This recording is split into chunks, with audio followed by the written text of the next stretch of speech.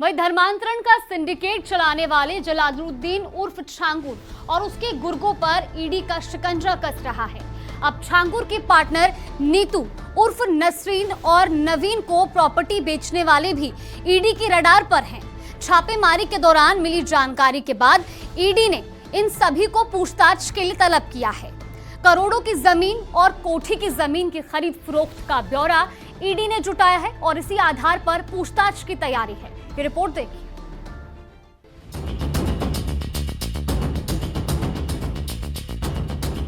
धर्मांतरण सिंडिकेट के सरगना जलालुद्दीन उर्फ छांगुर और उनके करीबी नवीन और नीतू उर्फ नसरीन के जमीन सौदों की जांच अब बेचने वालों तक पहुंच गई है।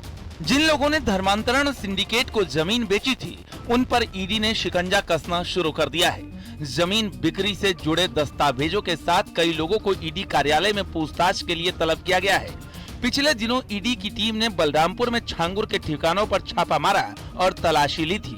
ईडी के अफसरों ने छांगुर के गुर्गों को संभलने तक का मौका नहीं दिया। इस दौरान छांगुर के मधुपुर कोठी के अलावा उनके पैतृक गांव में भी ईडी के अफसरों ने छापेमारी के दौरान जानकारी जुटाई थी।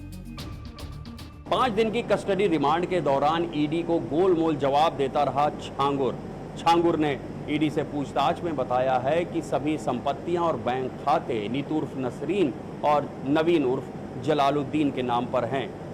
उसने ये भी कहा कि आगे की जो भी पूछताछ करनी है वो इन दोनों से की जाए ताकि वो बेहतर बता सकें अगर पुलिस को लग रहा है कि इसमें कुछ भी गलत हुआ है। अवैध धर्मांतरण के आरोपों से साफ साफ कन्नी काटी है छांगुर ने। जानकारी जुटाने के बाद ईडी ने अब छांगुर सिंडिकेट से प्रॉपर्टी की खरीद फरोख्त करने वालों पर नजरें टेढ़ी कर ली हैं। कोठी की जमीन बेचने वाले सगे भाई तलब 5 बीघा 13 बिस्वा जमीन 1.25 करोड़ में बेची। मधुपुर के पूर्व प्रधान जुम्मन भी 5 अगस्त को तलब। जुम्मन ने 42 लाख में नवीन को बेची थी जमीन। अफसर अली, इक्तिदा खान, वसीम से होगी पूछताछ। शमीम मलिक, मालिक अली और शहजाद का भी नाम। ईडी ने ऐसे लोगों को नोटिस भेजा है जिन्होंने छांगुर और उसके गुर्गों को जमीन बेची थी। नीतू की जिस कोठी को हाल ही में ध्वस्त किया गया, उसकी जमीन बेचने वाले दुर्गेश त्रिगुणायक और संतोष त्रिगुणायक से पूछताछ की गई है। दोनों भाइयों ने स्वीकार किया है कि उन्होंने 5 बीघा 13 बिस्वा जमीन करीब 1.25 करोड़ रुपए में बेची थी। इस कोठी से जुड़े एक अन्य मामले में मधुपुर के पूर्व प्रधान जुम्मन खान को 5 अगस्त को ईडी ने तलब किया है। बताया गया है कि जुम्मन ने नवीन को 42 लाख रुपए में जमीन दी थी। इसके अलावा कई अन्य लोगों को भी ईडी ने तलब किया है। जलालुद्दीन उर्फ छांगुर और उनके करीबी नवीन व नीतू उर्फ नसरीन के जमीन सौदों की जांच अब बेचने वालों तक पहुंच गई है। ईडी ने इन लोगों को जमीन बेचने वालों पर शिकंजा कसना शुरू कर दिया है। ईडी ने समस्त दस्तावेजों के साथ जमीन बेचने वालों को लखनऊ कार्यालय पर पूछताछ के लिए तलब किया है। गौरतलब है कि 17 जुलाई को ईडी ने छांगुर के करीबियों के 15 ठिकानों पर छापेमारी की थी। अब उन सभी को नोटिस भेजकर लखनऊ ईडी कार्यालय में पूछताछ के लिए बुलाया गया है। जाहिर है करोड़ों की जमीन खरीद फरोख्त का हिसाब अब ईडी की टीम करेगी और धर्मांतरण के जल्लाद से कई सवालों पर पूछताछ होगी। Bureau report, news 18। पश्चिमी उत्तर प्रदेश में लॉरेंस गैंग फिर सुर्खियों में है। अमरोहा के मशहूर हकीम के बेटे और लॉ कॉलेज चलाने वाले कारोबारी को विदेशी कॉल के जरिए धमकी दी गई है। खुद को लॉरेंस गैंग का गुर्गा बताने वाले शख्स ने 2 करोड़ रुपए रंगदारी मांगी है। डिमांड पूरी ना होने पर अंजाम भुगतने की धमकी भी दी गई है। पुलिस ने पीड़ित को सुरक्षा मुहैया करा दी है और मामले की जांच की जा रही है। ये रिपोर्ट देखिए।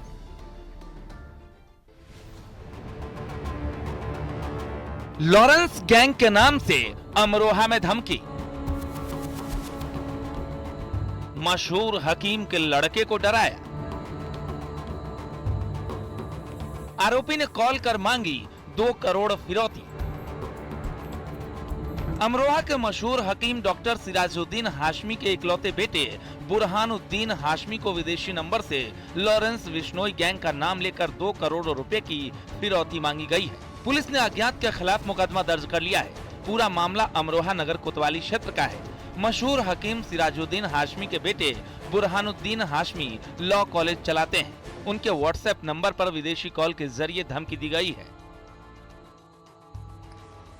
Hello hello. हाँ, पुराना स्कूल बोल रहा है। हाँ भाई बात कर रहा हूँ, बताइए। भाई राहुल बोल रहा हूँ, लॉरेंस बिश्नोई ग्रुप से रोहित बुदारा का छोटा भाई। जी भाई, तो आप भाई मुझे क्यों फोन कर रहे हैं, क्यों मैसेज कर रहे हैं इस तरीके से? भाई कोई दिक्कत नहीं है यार, तेरे से देख मैं एक अंदर की बात बताऊँ, तेरे से प्यार प्रेम से बोल रहा हूँ। मेरे को फिरौती चाहिए, 2 करोड़ रुपए की फिरौती चाहिए। उसके लिए मैं किसी भी हद तक जाने को रेडी हूँ, चाहे मुझे कुछ भी करना पड़े, वो पैसे चाहिए भाई मेरे को। तो भाई मैंने जो है क्या मतलब, आप मुझे फोन क्यों कर रहे हैं? मैंने क्या ऐसा करा है जो आप मुझे मेरे साथ इस तरीके से बात कर रहे हैं? वो उस चीज को तो छोड़ दे, क्या किया क्या नहीं किया, तो वो उस बात तो मैं जाना ही नहीं चाहता। तो ये बता दे कि पैसे देने कि नहीं देने, उस चीज को बता मेरे को। तो नगर में एक हकीम कारोबारी के पुत्र डॉक्टर बुराउद्दीन हाशमी के नंबर पर एक विदेशी व्हाट्सएप कॉल से फोन आया जिसमें उनको धमकी दी गई है। इस प्रकरण में थाना कोतवाली अमरोहा नगर पर उचित धाराओं में अभियोग पंजीकृत करा दिया गया, उनको सुरक्षा प्रदान कर दी गई है। शीघ्र ही इस घटना को खुलासे के लिए 3 टीमें गठित कर दी गई, जिससे शीघ्र ही घटना का खुलासा किया जाए। पीड़ित को एक धमकी भरी ऑडियो भेजी गई और कहा कि अगर जिंदा रहना चाहते हो तो 2 करोड़ रुपए दुबई या पुर्तगाल भेजने पड़ेंगे, नहीं भेजे तो जिस समय मैच खेलने ग्राउंड में जाते हो वहीं आपकी हत्या कर दी जाएगी। लॉरेंस बिश्नोई गैंग के नाम से धमकी के बाद हड़कंप मच गया है। पीड़ित परिवार धमकी मिलने के बाद खौफ के साये में है। हालांकि पुलिस ने धमकी के बाद परिवार को सुरक्षा मुहैया करा दी है और जांच में जुट गई है। उत्तर से लेकर दक्षिण तक इस वक्त बेहिसाब बारिश हो रही है। जबरदस्त बारिश की वजह से नदियां उफान पर हैं। कहीं स्कूल टापू में बदल गए तो कहीं सड़क पानी में बह गई। मैदानी इलाके हो या फिर पहाड़ी इलाके, बाढ़, बारिश और भूस्खलन ने लोगों की मुसीबत में इजाफा कर दिया है। इस रिपोर्ट में देखिए।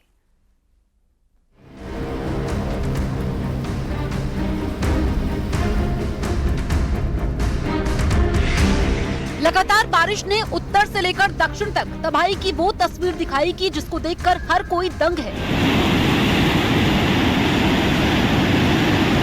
फिर चाहे जम्मू कश्मीर हो या हिमाचल प्रदेश या मध्य प्रदेश और केरल, मॉनसून की इस मार से न पहाड़ बचा है न मैदान। कुदरत के इस रौद्र रूप के आगे हर कोई बौना नजर आया। इसके सामने लापरवाही मौत को दावत है। हिमाचल प्रदेश के कुल्लू से आई तस्वीर इस बात की तस्दीक है कि पानी की रफ्तार के आगे हर कोई फेल है। तस्वीर मलाना घाटी की है, जहां हाइड्रो प्रोजेक्ट का कॉफर डैम टूटने से पानी का वो रूप दिखा जिसको देखकर हर कोई दंग रह गया। पानी की धार के आगे कोई न टिका, न डंपर, न कैंपर, न कार, यहाँ तक कि पैदल पुल भी इसकी धारा में बहता चला गया।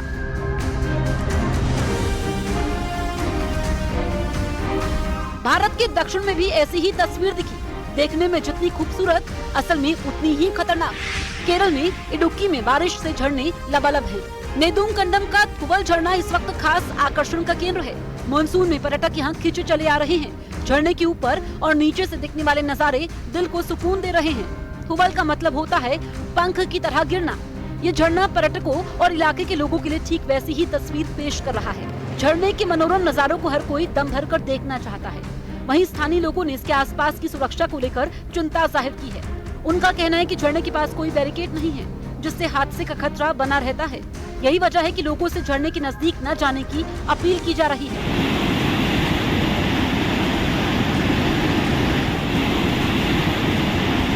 उधर हिमाचल के कांगड़ा के नूरपुर में बारिश से जब्बर खड्ड और चक्की दरिया समेत आसपास के नाले उफान पर हैं। प्रशासन ने लोगों से नदी नालों के पास न जाने और आवाजाही के समय सतर्क रहने की अपील की है। बारिश की वजह से सड़कें बंद हो गई और लोगों को दिक्कतें हो रही हैं। मॉनसून में पहाड़ का दरकना लोगों में डर पैदा करता है। तस्वीर हिमाचल के मंडी से है, जहां बारिश के बाद पत्थर का एक बड़ा टुकड़ा टूटकर जमीन पर गिर गया। पत्थर का टुकड़ा अपने रास्ते में आने वाले कई घरों को नष्ट करता गया। गनीमत यह है कि हादसे में कोई जनहानि नहीं हुई। ऐसी ही तस्वीर हिमाचल प्रदेश के लाहौल स्पीति में दिखी। अचानक आए तेज पानी और मलबे से लोगों में दहशत फैल गई। प्रशासन ने जिस्पा ग्रेव कैंप के पास बादल फटने के बाद केलांग दारचा सारचूल मार्ग पर आवाजाही बंद कर दी। लोगों से नदियों से दूर रहने की अपील की जा रही है।